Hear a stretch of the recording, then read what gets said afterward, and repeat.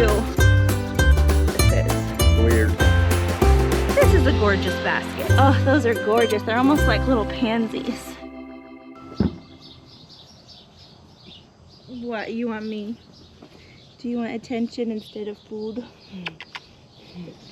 Eat your breakfast. As you can see, it's pretty wet out. We've had a pretty wet spring and summer, and it's been good because I really haven't had to water the garden very much. But in our neck of the woods, we don't just get really nice summer rain showers, we get storms, and we've got some damage already. And we haven't even stepped into the garden. Exhibit A. So we had, I think it was 60-mile-per-hour winds that came in from the north, which is that direction. So that checks out. Obviously, it didn't affect all of them, but enough of them. These were so pretty. I took a picture of these yesterday. I'll put it right here. I'm really glad I got that picture. Are those squash bug eggs? That's interesting.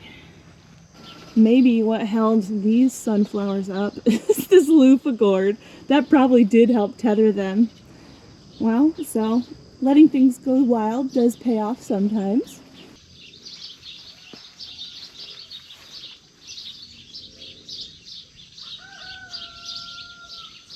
As you can see, the loofah tunnel is looking pretty majestic. Now we are starting to see a little bit of yellowing of the leaves. A lot of times I'll come through and yank those out because those are just gonna contribute to disease spreading. But I think last week I was able to see 2 or 3 of the loofah gourds that had dropped down through the foliage, and this week it's definitely over 10.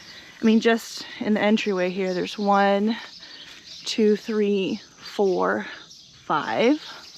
This is 6, 7, 8, 9, 10, 11. There's quite a few. And if you were not here earlier in the year or you don't remember, there's only 2 plants planted on this side. And we've encouraged it to grow all the way over here. Now, as we are getting down towards the bottom, I'm having to really encourage the vines to stay down here. Obviously, they want to grow up towards the light, but I'd like them to cover the entire trellis. And we're basically there, especially like right here. We've definitely reached the bottom. I have created this little window here for this volunteer tomato plant to get a little bit of light. Before we get too deep in the garden, I want to make sure that I let you guys know that there is a garlic pre-order going on right now, which is really exciting. I believe there's something like 9 different varieties to include elephant garlic. Elephant garlic is hard to find, and when you find it, it sells out really quickly. So I'm gonna link my Epic storefront in the description box and in the pinned comment so that you guys can take advantage of that. Now, because I have tons of elephant garlic of my own, I didn't sign up for elephant garlic, but I got a soft neck variety. Again, this is a pre-order. I oftentimes will wait to plant my garlic here until about February. So if you want to plant in the fall like a lot of people, that's perfect timing. If you want to wait, you can also do that. From what I hear, it sells out pretty quickly, so go ahead and get your order in. All right, so this is our in-ground garden, which has basically turned into a chaos garden. I have not weed whacked in probably a month.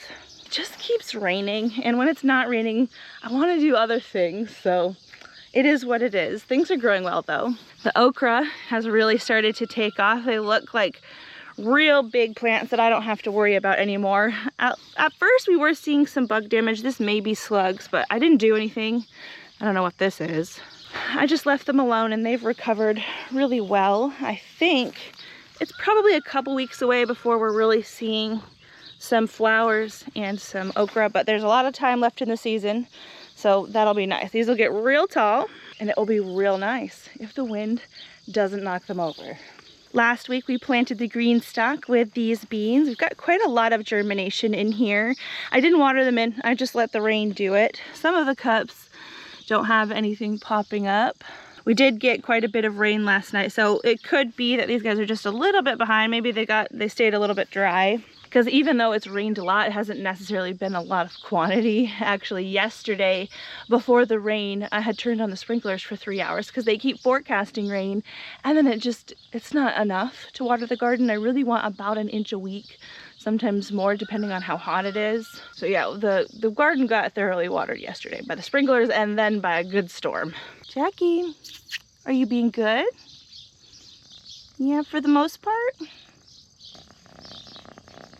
So my garden kitty, he really likes hanging out over here by our beans, which finally look like they're giving up. I'm gonna let them. Now we've got to come out here and harvest. I probably won't harvest the beans on video today because this is a little bit time consuming, but they're doing great. There's another real good crop on there. The beans that we have over here will be replacing these guys. And I'm really not sure what I'm gonna put in their place, but probably something fall related, believe it or not. I think I can probably plant something like turnips in here. Might have to cover them for bugs, but I'm excited to get something different here. These guys have been here since the beginning of the season. We've got these 2 squash plants that are doing awesomely. They've grown so much. Week by week, the growth is really incredible, and I have started to tie them to the trellis. It looks like I might have to tie these again. I'm glad that the wind didn't mess with these too much. My Ginger's Pride melon has gotten a lot of foliage on it lately. It's starting to vine out, which is really awesome. We should start to see little flowers soon. I was in here weeding and I noticed that there were a couple of ground cherry volunteers. So I've left them. They probably won't do too hot. Once this melon gets big, they're gonna get shaded out, but I figured I'd leave them. Honestly, I feel like in this garden, this is my favorite part. This really chaotic mess of tomatoes and zinnia and other flowers. There's something that's just gorgeous about it to me. Probably because miraculously it's all still green and not yellow, but I'm sure that's coming. Can you see this cone right here? This is a zinnia flower that has gone by, and along that cone are, you know, underdeveloped seeds, but this is how we get all of our volunteers. Things like that. Same thing over here. This is what they look like when they're in their prime and blooming and attracting all the pollinators. And then as they get older, this is what we're left with. All the seeds are kind of stacked up along the cone like that. See them here? These are still decently underdeveloped, but that's how it works. I don't think I can walk through there. I really am going to have to come through with my weed whacker and clean this up at some point. And I need to hand weed the strawberries. I haven't even tried to find any strawberries in here at this point. The strawberries that I had been getting were pretty small. So I decided maybe it was time for them to just exist for the rest of the summer. Over here on the blueberry bed, I did have some gorgeous alyssum flowers that I had hoped would mulch the blueberries for the whole season, but it doesn't look like my wish for that has come true. So we've gotten quite a lot of grass that has poked up through here. I've really got to have a good garden day where I'm very disciplined about weeding and things, because this will get very out of hand if I don't stay on top of it. I just need the weather to agree with me. Today, we're out doing this garden tour early because our heat index is 105. It was 105 yesterday. For all I know, it's going to be 105 tomorrow. So I do what I can. I don't push myself too hard. It usually works out okay. So I've got some grace for myself when gardens like this get overgrown. But happy to report that the grapes that I have over here have reached the top of the trellis. So I'm basically done pruning them at this point. What I'm gonna do is just guide their foliage sideways. So we've got this little sucker here. This one will go out that way, and there'll be more that go out that way. And these guys should be well established before winter. There's a lot of grass in here, but there's also a lot of tomatoes. So that is really exciting. So far, I'm not seeing any ripe fruit, but there's plenty of green fruit over here. The zinnia that I have on this end really is not holding up as well as the zinnia that I had in the garden last year.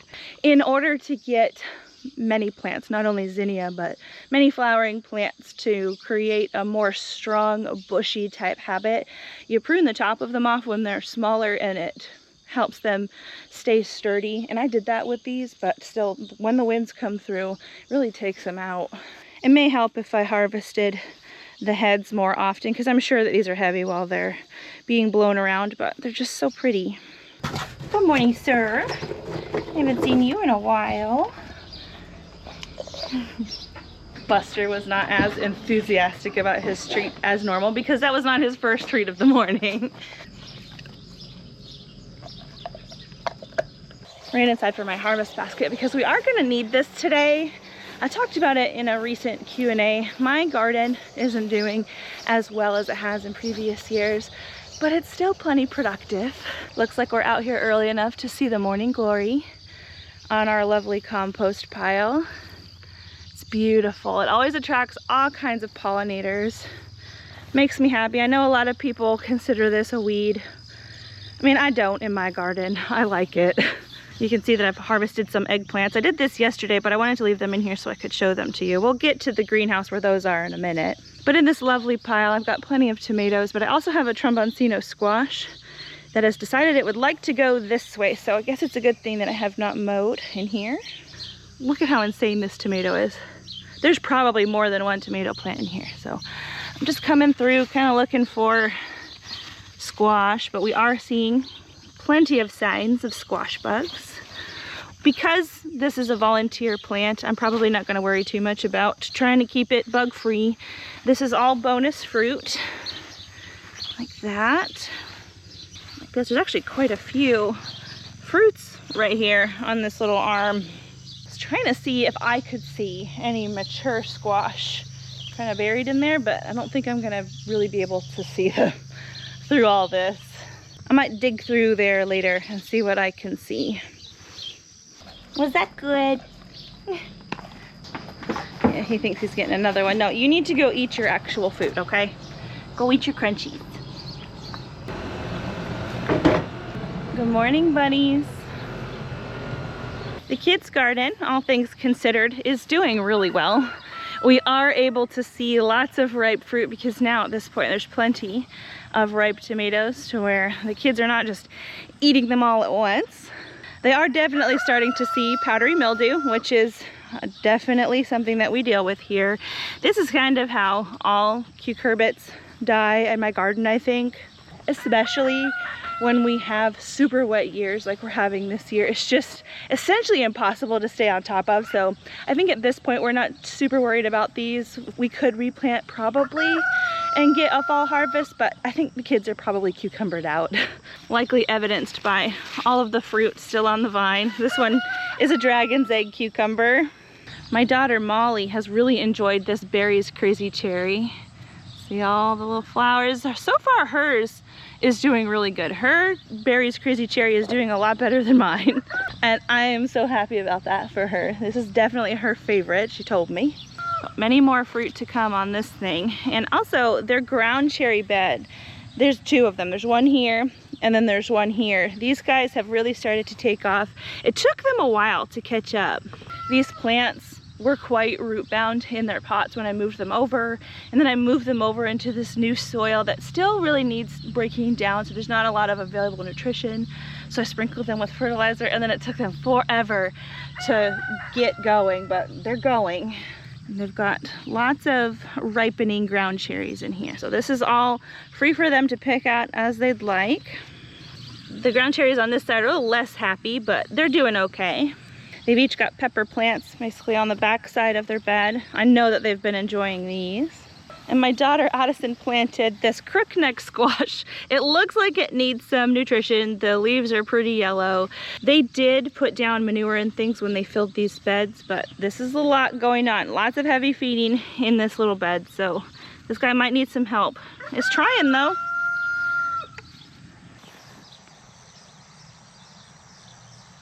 The gorgeous pumpkin patch is actually getting hard to open the gate and get in here. But we can do it. I actually have 2 gates on this particular area, so no worries. We'll weasel our way in. I was actually walking through here yesterday trying to see what I could see because I just couldn't wait for the garden tour to really get a good peek at what was going on over here. And in doing so, I almost tripped on a pumpkin over here. I'm trying to find it again. Things are a little bit windswept, but really not bad. Here we go. This is the pumpkin that I basically tripped on yesterday.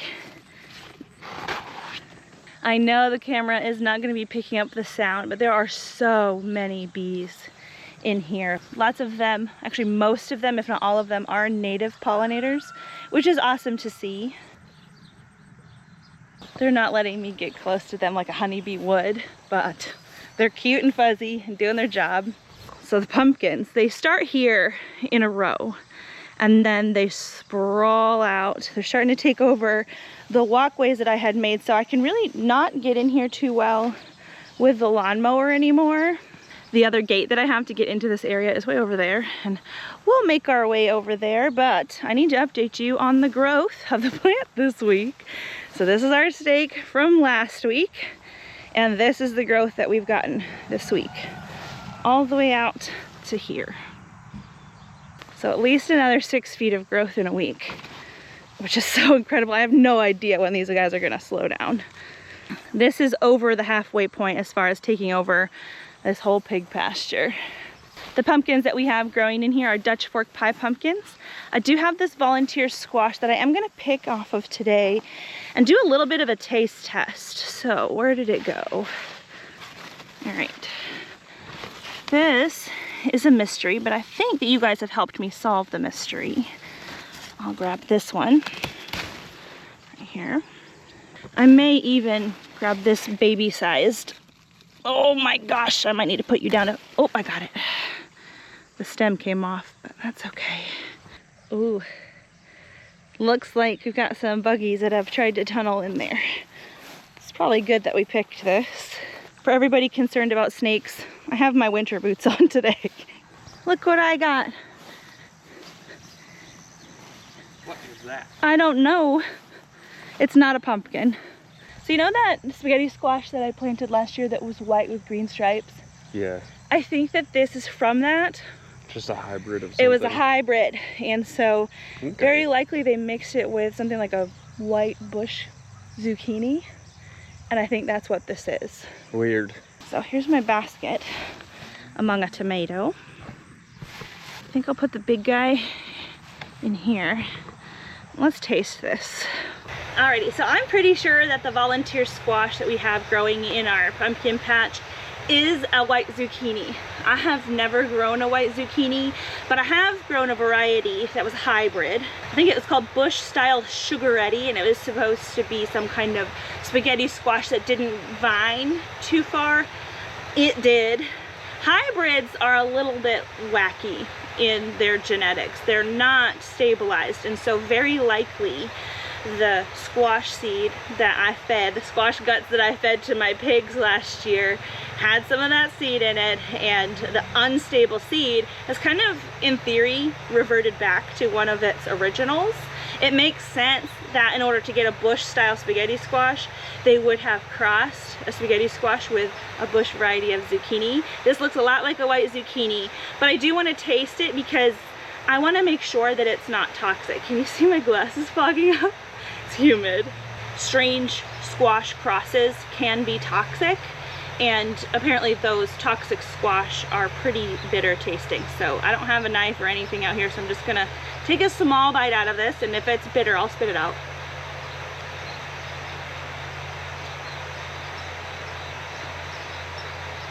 It's not bitter. And it tastes like an immature squash. Not necessarily like a zucchini, because a lot of immature and summer squashes taste the same. But it's edible. The volunteer plants this year have been like the saving grace for my soul. So looking behind me, I'll turn you around. You can probably tell that the greenhouse looks very different than it did last week. There's a lot of foliage that's gone, a lot of plants that are gone. The tomatoes are just not doing good. Not at all. I don't think that all hope is lost, but I'm getting to that point, and it's okay. I want everyone to know that I am fine with it. It's just been a struggle here in the greenhouse this year, and truthfully, if the plants want to die, I'm ready for them to die at this point, but I gave it one last hurrah. Now, last week when we were in here, I talked about how I sprayed milk in here to get rid of some aphids, and it was temporary. We still have lots of aphids in here. This cucumber plant over here, which we do have one cucumber, I'm gonna pick this because they should be white. It's starting to turn yellow, which might mean that it's maturing the seed on the inside. But this area is where a lot of the aphids were, and still are. They're light yellow green. See them on there? There's just a ton. Now I have ordered some green lacewing beneficial insects. They're supposed to arrive today in the mail, though I don't think I got a shipping notification for them, so I'm hoping that I don't have to wait until next week. If I do, I'll come through here with water again. But spraying the milk in here last week, it was fine the first time I sprayed milk. It was not fine the last time I sprayed milk.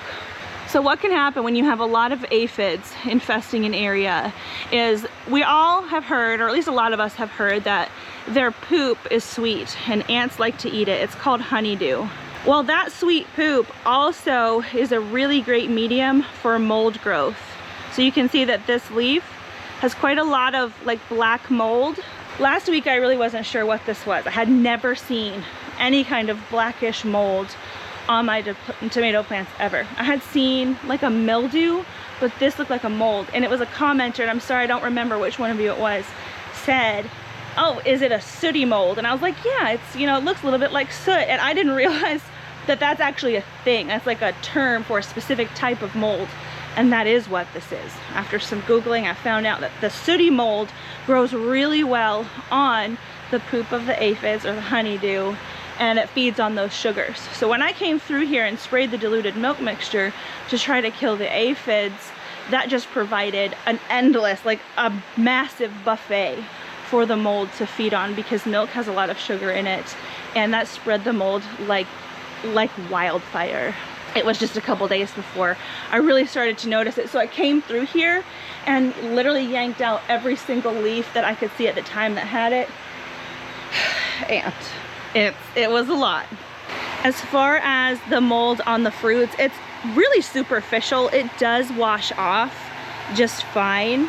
One problem that I am seeing though is when the tomato has a crack, obviously it's settling into the crack really well and feeding on the sugars of the tomato. So this kind of tomato I don't want to eat. That's going to be chicken food. But a tomato that just has it on the outside, I will eat that because it rinses off fine. So what did I do about the sooty mold? I actually bought some sulfur, some powdered sulfur, and stuck it in some water and diluted that. I sprayed it on all of the plants on this south end because a lot of these seemed unaffected. And so while these remained relatively mold free, I wanted to make sure that that was still going to be the case. So I sprayed some diluted sulfur mixture on the leaves. It's a little bit dusty. I have come through and since rinsed that off. You can see it here. That's sulfur right there. I didn't really rinse this particular plant off too well. With sulfur, you do have to be careful, especially when it's hot. It can really cook your plants from what I hear. So that's why I let the sulfur stay on the plants while we had some days that were cooler. And then as soon as we were starting to get into this heat wave, I did spray the plants off to try to get most of the sulfur off. Like I said, yesterday was 105. Those plants look okay, so I think we did a good job with that. Peppers, same thing. I doused these guys with sulfur and they're doing good. You can kind of see it. It's a little bit powdery on this guy here. I think we're gonna harvest in here today. But before I harvested, I wanted to explain why the greenhouse looks the way it does.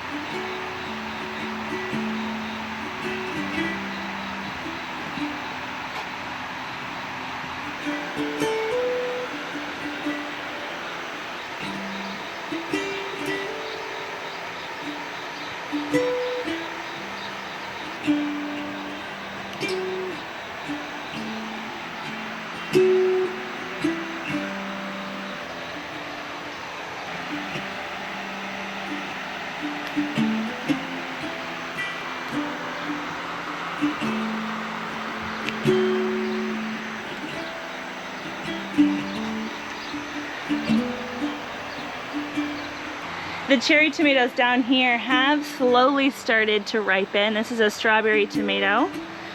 They're so gorgeous. I'm gonna pick these. These do have like a deeper purple on them and a lot brighter colors when they're grown out in full sun. The greenhouse here has a 30% shade cloth, and I can tell the difference in appearance. I'm noticing that our super sweet 100s are starting to blush. I'm gonna leave these guys on here. You can tell the way that they ripen. The ones that are closest to the stem or closest to the main stalk of the tomato will ripen first, and then they'll ripen all the way down this truss. Now, some of the flowers at the end of the truss fell off. This is probably due to the heat, but we've got some tomatoes on there. It's been a few years since we've had these guys in the garden. This one here is a blue cream berry that is ripe. You guys able to see the pretty blue shoulders on this tomato? Same thing, the blue shoulders when they're grown out in full sun are a lot more pronounced. This is a very good little tomato. I can see a little bit of sulfur on it, so I'm not just gonna be popping food into my mouth in the greenhouse like I normally do. I really wanna be able to rinse these off. I've been keeping my eye on this little tiny eggplant that hasn't really gotten much bigger. It is starting to firm up a little, so I think I'm gonna pick it even though it's a little bit small. There we go. This round eggplant that I have over here, I've never grown this variety before, but this looks to be of good size, so I'm gonna take that today too. Look at how pretty that is. And then a whole bunch of our peppers are red. So what I would like to do with these is actually roast them and either freeze them or freeze dry them, so I can make dishes like roasted red pepper Alfredo. So pretty. Those are Marconi peppers. Down here I've got another red pepper variety. I've actually got a couple.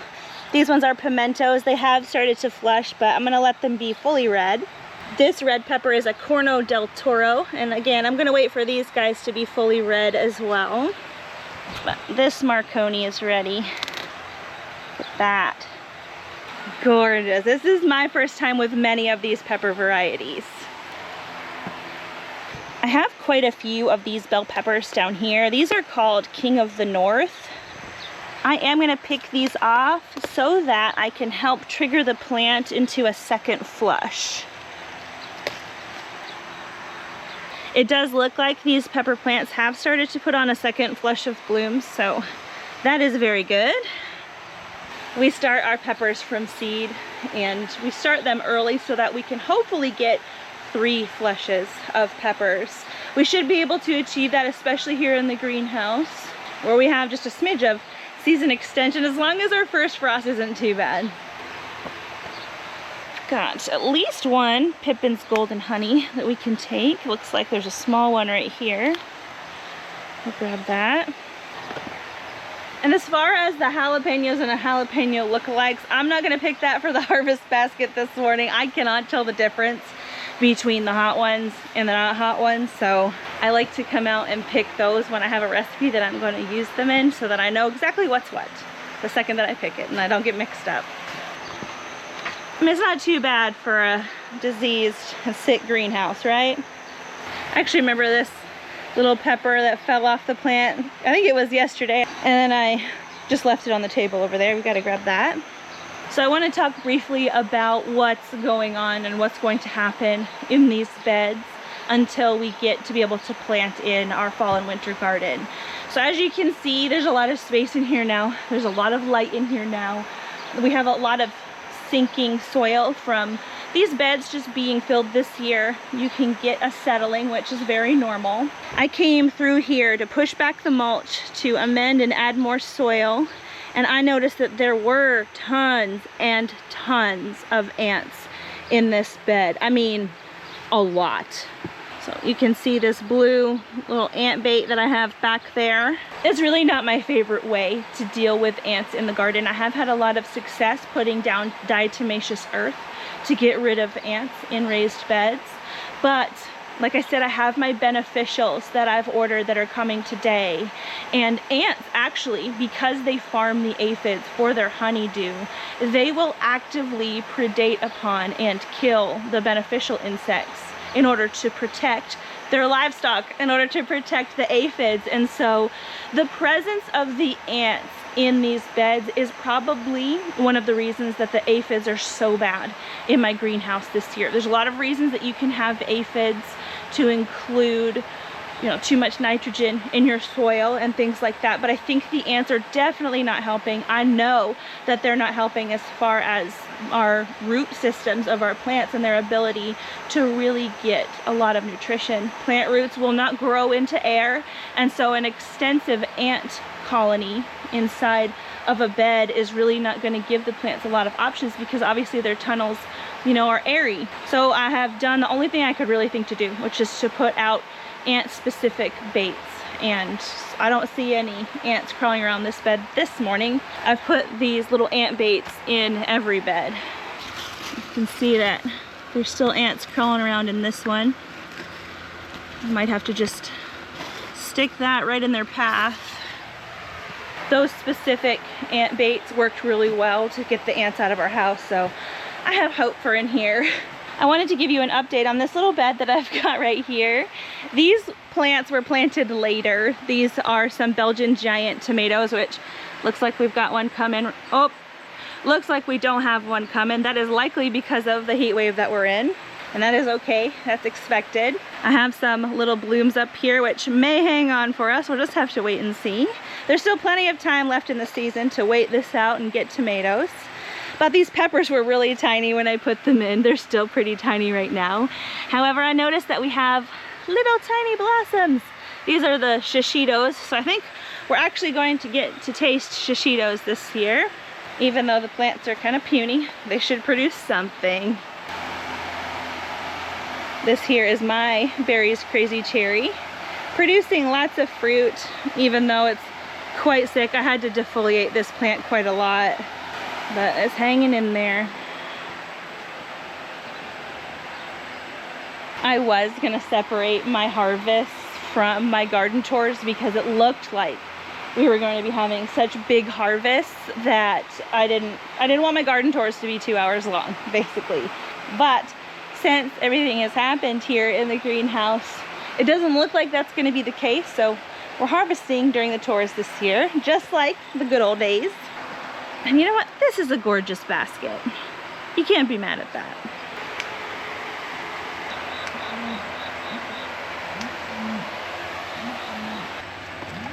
I've had a couple of people ask me if I have made any salsa or anything with my tomatillos yet this year, and we haven't. We've actually been eating them raw, which is surprising a lot of people, but they're really good eaten raw. Now, I have heard of some people saying that they can cause stomach problems when you eat them raw, so go slow, but they're really sweet. They taste nothing like I expected them to taste.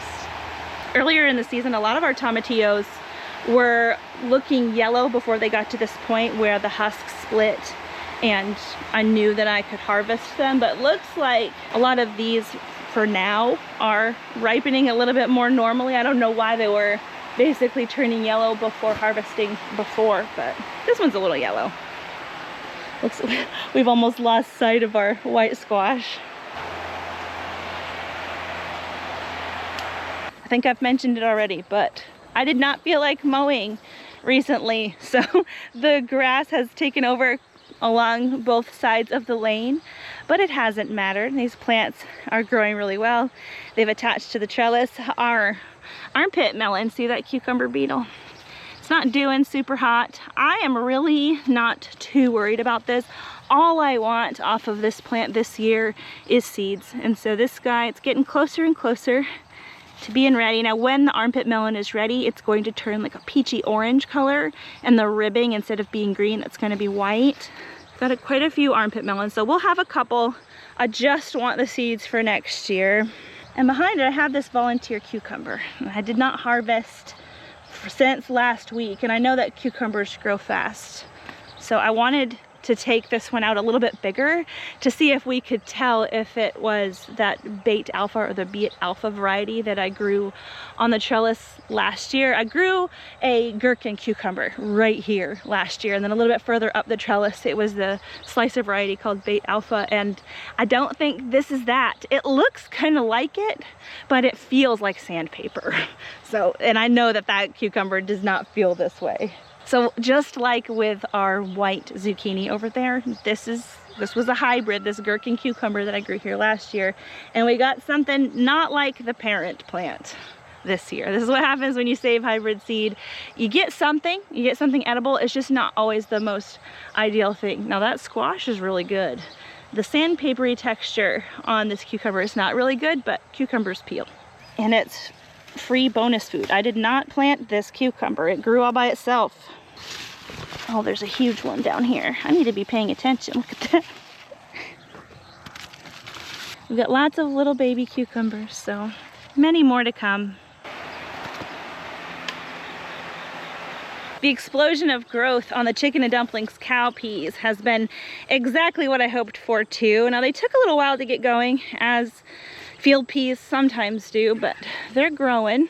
They're not as eager to wrap around this trellis as the black eyed peas that I grew last year, so I'm having to assist them a little bit, but they're doing it. This guy's already all the way at the top, and I was in here yesterday peeking, seeing what I could see, and I did notice that we have some peas. They're really tiny yet, but that's what that is. Little peas. This here, that's the pea flower. It looks like a pea, doesn't it? It's beautiful. Oh, those are gorgeous. They're almost like little pansies. There's one up there too. So that's exciting. It won't be time to harvest these for at least a few weeks. We're gonna harvest these for the dry peas on the inside, so we're gonna want those husks around the outside of the beans to be nice and brown. Update on the volunteer birdhouse gourd. It has not only reached the trellis, it's reached the top of the trellis. So whatever nutrition is hanging out over here, it's good nutrition. So we are probably going to have birdhouse gourds this year, even though I did not intentionally plan for that. I do have a bed way down there that has some pretty sad looking melons in it. I didn't get to giving them their granular fertilizer that they desperately needed until I think it was yesterday. It was either yesterday or the day before, so there's really not much change down there, but we'll start there next week. I almost forgot, but I wanted to update. I promised someone that I would update on the peach trees that are in the greenhouse. So I think it was a few weeks ago I had called upon the peach people to ask you if the droopy leaves were okay. They were more droopy than this. Rookie mistake. They were thirsty. Because I didn't really know what was going on, in a desperate attempt to save my tree, I pulled off a lot of the little baby peaches and I threw them down here. But I did leave this one peach on this plant, and it is changing color. It's not quite ready yet. It's still pretty hard. I left quite a few peaches on this plant over here. I think it has 3 or 4. This is more densely than you really want to have peaches growing. There might be a little bit of give there. I need to do a little bit of research and see when I need to get these. I've not grown peaches before. No. We've got tomatoes over here to get.